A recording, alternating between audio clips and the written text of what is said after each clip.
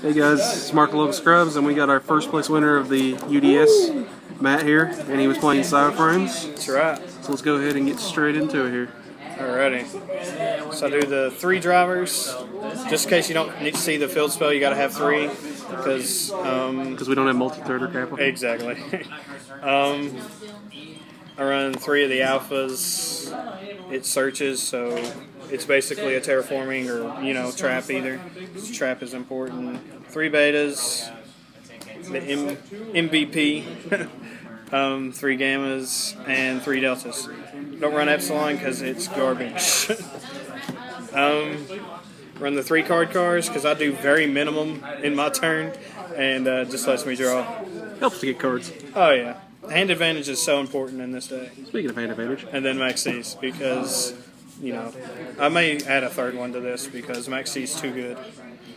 Then 3 circuits. Yep. Most gotta have circuits. Most important card in the deck. Yes. You got to do everything to protect them too. So that's why you run the deltas too, because you got to protect the circuits. Terraformings I run 2 because you got to see it. I also go first just so I can get the terraforming and car. I'm pretty sure I'm the only PSY-Frame player that wants to go first, but you got to do this. You got to get your field spell out and you got to do car. So I go first. 2 fill zones. 3 is way too cloggy for me. And then 3 potted dualities because you don't do anything in your turn. That's also a good reason to go first is for potted duality. 2 twisters. Are they good? Yeah, you got to get twister. Twister to discard trap, and then the trap gets to search. It's a really good loop if you already have a Omega on field. It's pretty key. I run the 1-up start. I missed my 3. Everyone does. And then my super cool tech. I run 1 wave motion cannon.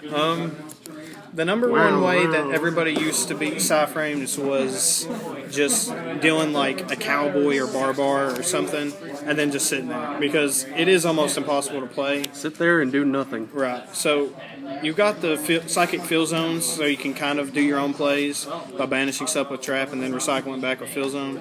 But the cannon, usually wait till you have a delta in your hand, then you activate cannon. So it's really more of a distraction to make them like dish out twister or maybe use a card effect, send it back, and that's why you're using all your PSY-Frames. Once they've let you draw everything because they're just trying to let you lose that way. So you said you'd play more than just 1 if you had. I would maybe run 2. It's impossible to find this card unless you order it. No one has these. I would play maybe 2. Just like, so when they're sitting there, you basically get all the PSY-Frames in your hand, and then once you do, you just activate this, and whenever they try to do to get rid of it, you just negate it. So you just negate, and it just, although it is good for like, eventually, I won a couple games just by sending it when it had like 4 or 5K on it, but it's mainly there just so your opponent tries to get rid of it, and then they also can't just sit there make and them waste out. Waste out, and they can't just sit there anymore because now they're under time, basically. They're under pressure. Under pressure. And then the 3 overload. Stupid card. Amazing card. Absolutely love this. Yeah. Face down's ridiculous. That shouldn't be a thing. And then the 3 drownings. Because you have 6? Yeah. I love drownings. It won me a game. Actually, before we cut the top 8, I had one guy summon 2 Dantes and an Acid Golem. I had nothing in my hand. Tried to attack for game, and then he scooped after the drowning was flipped because it's broke. Dang. Alright, extra deck. Yep. Extra deck. 3 Omegas. Yep. I had 2, I think, in the previous one, and maybe a Spark Dragon, but I actually ended up summoning all 3 of these 2 or 3 times the other game, and there's just not that many generic 8s that are decent. Scrap Dragon's not bad, but I would rather have the Starlight. Scarlet. It's not bad. Really just having summoning an 8 and then immediately getting it off the field is important. That's why I run the 3 Zetas. Zeta, oftentimes I end up banishing my Zeta. If there's not a valid target on field, I banish it with the trap, and then I just cycle it back with Omega and then get the grave effect of Zeta. That's what I usually do because Zeta's not that great since it targets. Still a good card. Yeah, it's still good. I run the single clear wing. I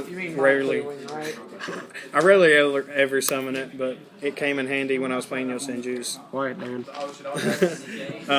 2 black roses. This is my favorite synchro because you set your field spell or whatever, and then you have your trap set. You summon this, nuke the field, and then you can search for your field spell off the trap, and then they lose everything. And I guess they never expect the second. Right, and not to mention like Omega can cycle it back, so it's just great. I may cut it to 1 just because you can cycle it back. Maybe run a Moonlight or something, but it works great for me. This wins the Pendulum matchup. This card alone. Then I run 1 Big Eye and 1 Mecha Phantom Draco, even though they both suck. Hey, Big Eye's good. Big Eye's not bad. I run. Why not Flare Metal? Yeah, I was planning on cutting the C Castrum for a Flare Metal. I couldn't find it before we started, so I just went with it. Ended up not using it anyway, so it's okay.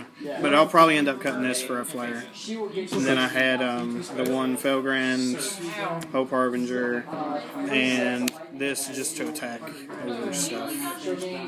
Okay. Going into the side deck? Yeah, side deck. Okay. Previously I had lost, before we had the tournament, I'd lost 2 games just because we went into time. I got sick of it. So I decided to smoke screen Yosenju's. Just bring them all out. Yeah. So I did. Comma 1's actually not the most important in smoke screening. Comma 2 is, just so you can dish out damage and then use beta and drownings. This is the fastest way for me to... Am I still on camera here? Yeah, you're good. Right. This is the fastest way for me to do damage, and it's like... It worked out well because most of like Pot of Dualities and Drownings, they're all in this too. So like, it worked out really well. I ended up, I won a game just by attacking for 950. I actually won my last game that way. Attacking for 950 and then sitting on a beta and drowning in time. It worked out really well. Just because PSY-Frame matches take so long and winning in time is almost impossible. So definitely helps. Yeah, this helped a lot. It won me, I think 4 games. So it worked out well.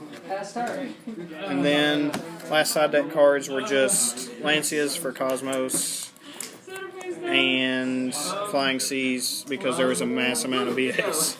Alright. So, what were your matchups and how'd you do? I played BAs, BAPK, BA Monarchs. I had almost no problems with BAs. It was good matches. I went against BAs. Played Cosmo too, didn't you? I played Cosmo. Usually Cosmo is my hardest matchup. I ended up doing okay. I don't know. I opened really well.